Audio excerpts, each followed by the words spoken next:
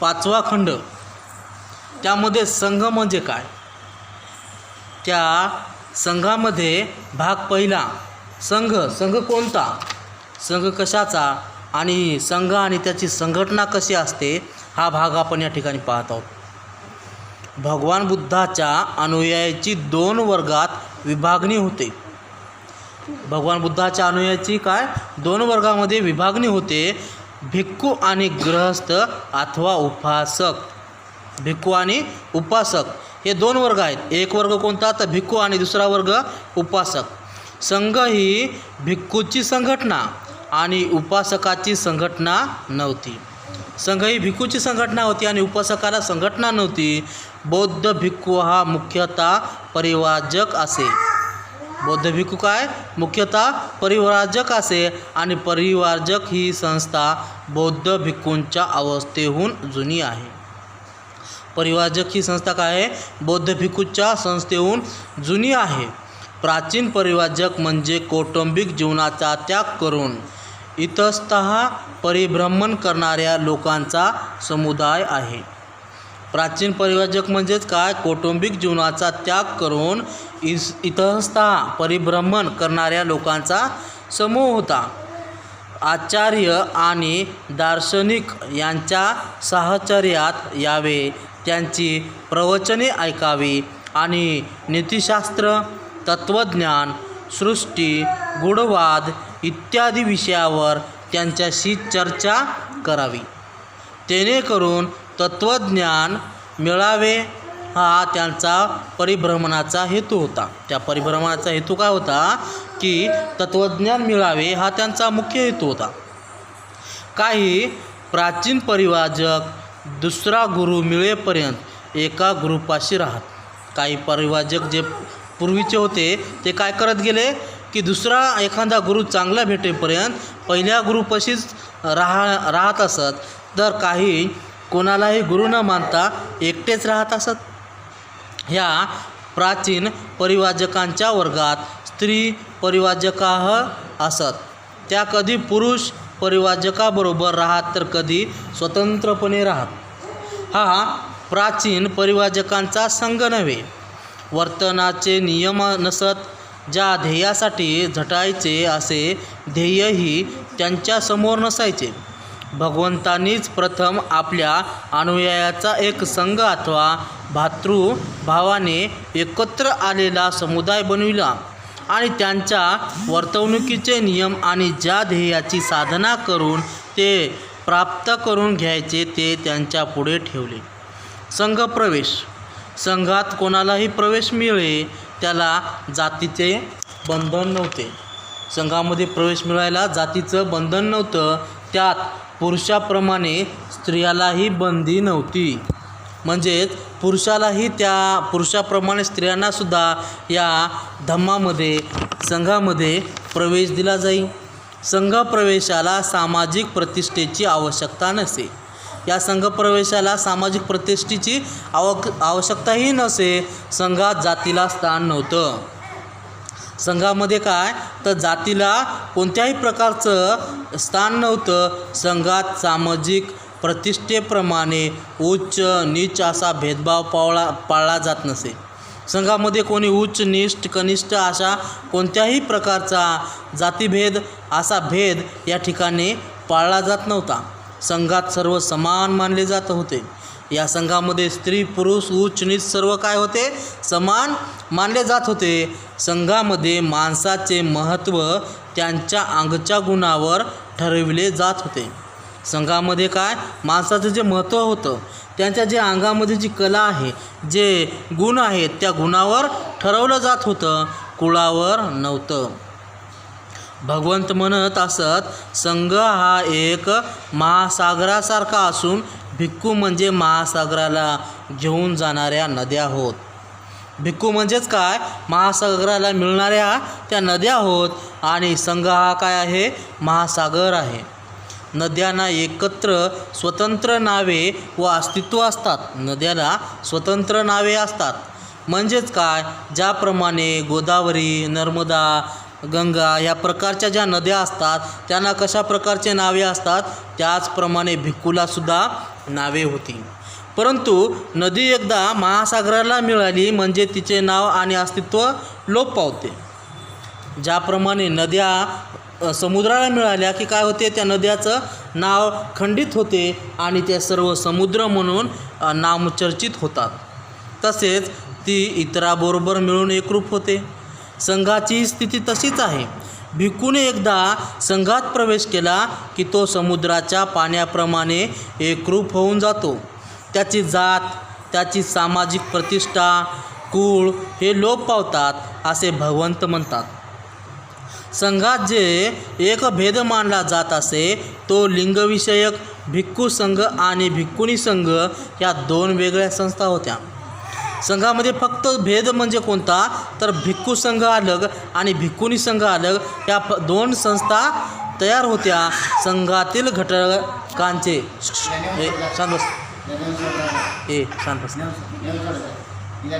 संघातील घटकाचे श्रामणेर आणि भिक्खू असे दोन वर्ग पाडले होते. श्रामणेर म्हणजे काय, तर जे नेमकेच भिक्खू संघामध्ये ज्यांनी प्रवेश केला आहे आणि धम्माची शिकवण ते जे घेत आहेत ते श्रामणेर. आणि भिक्खू म्हणजेच काय, तर ज्यांनी श्रामणेराचे शिक्षण पूर्ण केले आहे आणि धम्मामध्ये त्यांनी चांगली पारंगत केले आहे ते भिक्खू. 20 वर्षाखालील प्रत्येक मनुष्य काय होता, श्रामणेर होता आणि 20 वर्षावरील प्रत्येक मनुष्य काय होता, भिक्खू होता. त्रिशरण आणि दशशिला ग्रहण केलेला प्रत्येक मुलगा श्रामणेर बने. श्रामणेर कोण बने, ज्याला त्रिशरण आणि दशशिला हे ज्याला ग्रहण होत असेल ते सर्व प्रत्येकजण काय होत असे, प्रत्येक मुलगा काय होय, श्रामणेर बने. त्रिशरण म्हणजे मी बुद्धाला शरण आहे. त्रिशरण म्हणजे काय, मी बुद्धाला शरण आहे, मी धम्माला शरण आहे आणि मी संघाला शरण आहे. दशशिला म्हणजे मी हिंसा करणार नाही, मी चोरी करणार नाही, मी ब्रह्मचर्य पाळीन, मी असत्य बोलणार नाही, मी मद्यपान करणार नाही. दशशिला म्हणजे काय, तर मी हिंसा करणार नाही, चोरी करणार नाही, ब्रह्मचर्य पाळीन, असत्य बोलणार नाही, मद्यपान करणार नाही, मी अवेळी अन्न सेवन करणार नाही. जो शील होतं ते सावशील म्हणजे काय, तर मी अन्न अवेळी सेवन करणार नाही, मी असभ्य आणि अनैतिक कृत्य करणार नाही, मी अलंकाराने आपले शरीर भूषविणार नाही, मी ऐश आरामापासून दूर राहीन, मी सुवर्ण आणि रौप्य याचा लोभ धरणार नाही. अशा या 10 प्रतिज्ञा आहेत. या प्रत्येक श्रामणेराने घ्यावयाच्या 10 प्रतिज्ञा आहेत. ह्या सर्व दशशिला आहेत. श्रामणेराला कोणत्याही काळी संघ सोडून उपासक बनता येत असे. श्रामणेर जो असे त्याला कोणत्याही वेळी काय होत असेल, श्रामणेर सोडून उपासक बनता येत होतं. श्रामणेर हा भिक्खूचा स्वाधीन असून भिक्खूंच्या सेवेत आपला काळ व्यतीत करत असे. त्यांचे परिवाज्य घेतलेले नसे. त्यांनी परिवाज्य घेतले नव्हते, ते फक्त श्रामण राहत होते. भिक्खू व्हायला 2 अवस्थामधून जावे लागते. भिक्खू जर व्हायचं असेल तर 2 अवस्था आहेत आणि त्या अवस्थेमधून जायला पहिली म्हणजे परिवज्जा आणि दुसरी उपसंपदा. उपसंपदा घेतल्यावर तो भिक्खू होईल. ज्या श्रामणेराला भिक्खू होण्यासाठी परिवज्जा घेण्याची इच्छा असेल त्याला ज्या भिक्खूला उपाध्य पदाचा अधिकार आहे त्याच्याकडे त्यांनी जावे लागेल. भिक्खू म्हणून 10 वर्ष घालवल्याशिवाय भिक्खूला उपाध्यापद भेटत नसे, प्राप्त होत नसे. उपाध्यापयाने श्रामणेराला ज्या परिवाजक म्हणून स्वीकार केल्यावर त्याला सेवेत आणि संरक्षणात घ्यावे लागेल. शिक्षणाचा काळ संपल्यावर उपसंपदेसाठी खास बोलाविलेल्या संघ सभेत उपाध्यायाला श्रामणेरावर उपसंपदेचा अनुग्रह करावे लागेल अशी संघाला विनंती करावी लागेल. जो भिक्खू पदाचा प्रार्थी आहे, जो परिवाजक या पदाला योग्य आहे की नाही याची खात्री संघाला करून घ्यावी लागेल. ही खात्री करून घेण्यासाठी परिवाजकाला काही ठराविक प्रश्नांची उत्तरे द्यावी लागत. जेव्हा संघ उपसंपदेची अनुमती देईल तेव्हाच परिव्राजकाला भिक्खुपद मिळेल. भिक्खूंनी संघात प्रवेशासंबंधी नियम भिक्खू संघ प्रवेशाच्या नियमासारखे असत. भिक्खू आणि त्यांच्या प्रतिज्ञा. उपासक आणि श्रामणेर शीलप्रतिज्ञे प्रतिपालनाच्या अटीने आपल्याला बांधून घेतो.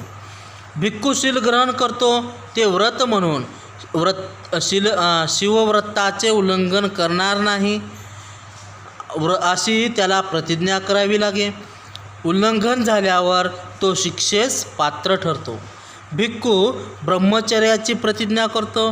भिक्खू चोरी न करण्याची प्रतिज्ञा करतो. भिक्खू व्रता उल्लंघना न करण्याची प्रतिज्ञा करतो. भिक्खू जीवहत्या न करण्याची प्रतिज्ञा करतो.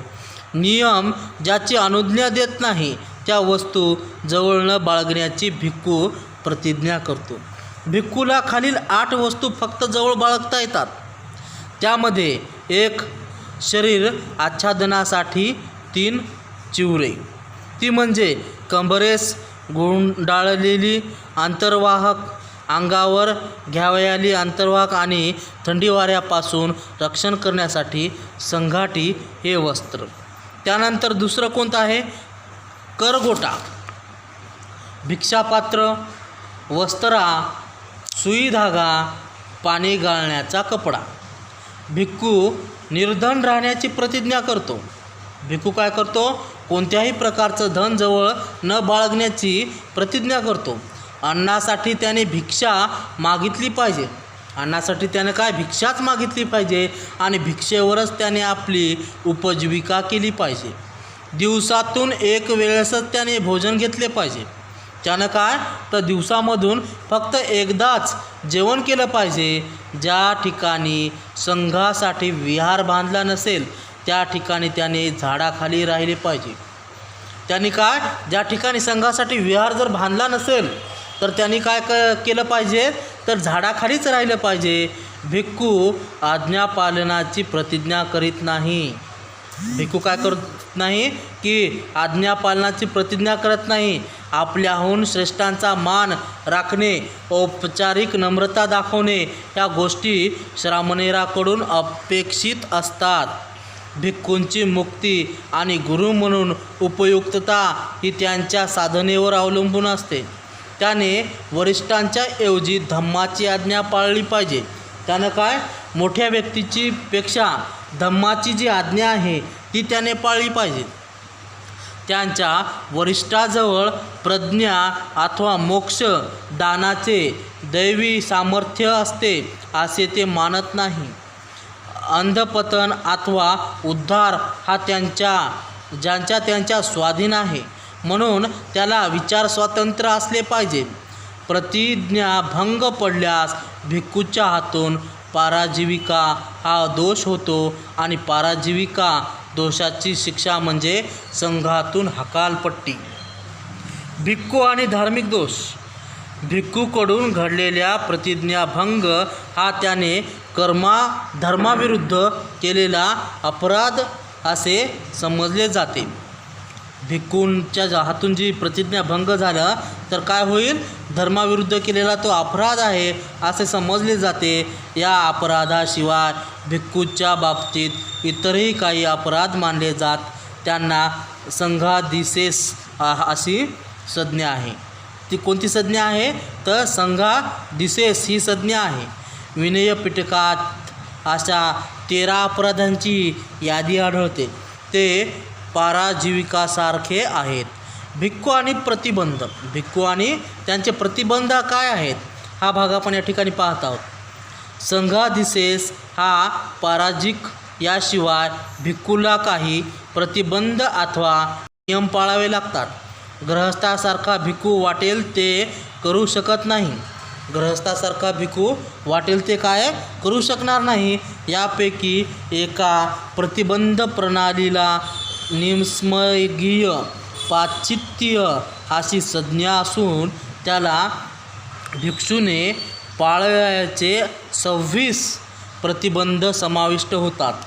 हे प्रतिबंध चिवरे, लोकरीचा बिछाना, भिक्षापात्र आणि औषधी यांची स्वीकृती अस्वीकृती संबंधी आहेत. काही प्रतिबंध सुवर्ण आणि रौप्य यांचे दान घेणे वा न घेणे या संबंधी आहेत. काही संघाला मिळालेली मालमत्ता स्वतः स्वीकारायची आणि देवघेवीच्या कामी नेमलेल्या भिक्षूसंबंधी आहेत. या प्रतिबंधाच्या उल्लंघनास निशमनीय म्हणजे परतफेड आणि प्रायश्चित्य म्हणजेच पश्चाताप व्यक्त करणे हा शिक्षा सांगितलेला आहे. ह्या प्रतिबंधाशिवाय भिक्खूला पचित्तीय या नावाचे 92 निर्बंध पाळावे लागतात. भिक्खू आणि शिष्टाचाराचे नियम. भिक्खूचे वर्तन चांगले असावे. त्यांची चांगलवणूक चालचालणूक इतरांना आदर्श वर्तन वाटेल अशी असावी. यासाठी भगवंतांनी शिष्टाचाराचे अनेक नियम केलेले आहेत. शिष्टाचाराच्या नियमांना सेखीय धम्म अशी संज्ञा असून त्यांची व्याख्या संख्या एकंदर 75 आहे. काय आहे तर 75 त्याची संख्या आहे. भिक्खू आणि दोष परीक्षा. कसे वागायचे आणि कसे वागवायचे की नाही यासंबंधीचे नियम केवळ औपचारिक नव्हेत. त्यांना कायद्याचे स्वरूप असून त्यात आरोप ठेवणे, न्यायपरीक्षा आणि शिक्षा यांचा अंतर्भाव होई. योग्य रीतीने नियोजिलेल्या न्यायमंडळाविषयी भिक्खूला शिक्षा करता येत नसे. हे न्यायमंडळ ज्या ठिकाणी भिक्खूच्या हातून अपराध घडला त्या ठिकाणी राहणाऱ्या भिक्खूंचे बनवलेले असे. न्यायमंडळासाठी लागणारी भिक्खूंची आवश्यक संख्या उपस्थित असल्याशिवाय भिक्खूंची न्यायपरीक्षा होत नाही. आरोप निश्चित झाल्या असल्याशिवाय कोणत्याही न्यायपरीक्षेला कायदेशीर स्वरूप येत नसे. कोणत्याही न्यायपरीक्षा आरोपीच्या अनुपस्थित केल्यास तिला कायदेशीर स्वरूप येत नसे. आरोपीला स्वतःच्या बचावाची पूर्ण संधी दिली नसल्यास कोणतीही न्यायपरीक्षा कायदेशीर मानली जात नसे. ज्याच्यावरील आरोप सिद्ध झाला आहे त्या भिक्षूला खालीलप्रमाणे शिक्षा देण्यास येते. तर्जनीय कर्म म्हणजेच काय? ताकीद देऊन सोडणे, नियस्कर्म वेडा म्हणून जाहीर करणे, प्रवजारणीय कर्म संघातून हकालपट्टी करणे, उत्क्षेपणीय कर्म बहिष्कार, परिवासकर्म विहारातून बाहेर घालणे. विहारातून बाहेर घालविल्यावर अभ्यानकर्माचा उपयोग करता येत असे. अभ्यानकर्म म्हणजे संघाचे रद्द केलेले सभासत्व परत देणे. अभ्यानकर्म हे विहारातून बाहेर घालविल्यानंतर भिक्खूने आपली वागणूक नीट ठेवून संघाचे समाधान केले आणि संघाने क्षमा केली तरच हे केले जात असे. भिक्खू आणि अपराध स्वीकृती. भिक्खू संघाविषयी जी अगदी नवीन आणि अपूर्व अशी संस्था भगवंतांनी निर्मिली ती म्हणजे उपोषय अथवा हातून घडलेल्या अपराधाची स्वीकृती ही संस्था होय. अपराध किंवा दोष यासंबंधी केलेल्या नियमांचे परिपालन करावयाला लावणे आवश्यक आहे हे भगवंताच्या लक्षात आले होते. परंतु त्यांचे उल्लंघन झाले असता दोष अथवा अपराध घडवत नसे असेही काही प्रतिबंध भगवंतांनी घालून दिले होते. त्यांच्या मते प्रतिबंधाच्या शीलनिर्मिती आणि शीलसंवर्धन यांच्याशी अतिशय दाट संबंध असल्यामुळे यांचेही परिपालन करणे अपराधासंबंधीच्या नियमांचा परिपालना इतकेच आवश्यक आहे. परंतु या प्रतिबंधांचे परिणामकारक रीतीने परिपालन करण्याचा मार्ग त्यांना आढळेना. म्हणून त्यांनी लोकांबरोबर या प्रतिबंधाच्या उल्लंघनाची जखड कबुली देणे हा उपोषयाचा प्रकार शोधून काढला. हा प्रकार म्हणजे भिक्खूची सद्विवेक बुद्धी संघटित करून वाममार्गी त्यांचे पालन न घडेल अशी काळजी घेणारी शक्ती निर्माण करणे. उपोसथ अथवा अपराधाची कबुली देणे हे पतिमोक्षम या भिक्खू नियमाच्या उल्लंघनापुरतेच मर्यादित होते. उपोसथासाठी त्या त्या ठिकाणच्या भिक्खूंची सभा भरवावी लागे. दर पंधरवड्यात अशा 3 सभा भरवल्या जात. पहिल्या चतुर्दशीला, दुसरी पंचमशीला आणि तिसरी अष्टशीला. त्या दिवशी भिक्खूला उपवास करावा लागे, म्हणून कबुलीच्या दिवसाला उपोसथ म्हणत. उपवास करावा लागे म्हणजे जो कबुलीचा दिवस होता त्याला कबुलीच्या दिवसाला काय म्हणत गेले? उपोसथ म्हणत. समेत एक भिक्खू सोख्यातील एक प्रतिबंध म्हणजे नियम वाचून घ्यावील आणि उपस्थित भिक्खूंना उद्देशून तो म्हणे, तुम्ही स्तब्ध आहात, यावरून तुमच्यापैकी कोणीही या प्रतिबंधाचे उल्लंघन केले नाही असे मी गृहीत धरतो. हे वाक्य त्रिवार उच्चारून तो मग पुढील प्रतिबंधाकडे वळतो. अशाच तऱ्हेने उपसथाची सभा भिक्खूंनी संघातही होई. प्रतिबंध उल्लंघनाची कबुली दिल्यास पुढील आरोप ठेवून न्यायपरीक्षा चाले. अपराध घडला असूनही एखाद्या भिक्खूने तो कबूल केला नाही तर त्याला तो अपराध करताना ज्या भिक्खूने पाहिले असेल त्या भिक्खूने तो सभेत सांगायचा. असे झाल्यावर मग अपराधाची भिक्खूवर आपोआप आरोप ठेवून त्याच्या न्यायपरीक्षेला सुरुवात होई. भाग दुसरा, भिक्खू आणि त्यांच्याविषयी भगवान बुद्धाची कल्पना काय होती, हा भाग उद्याला पाहू. साधू साधू साधू. भगवान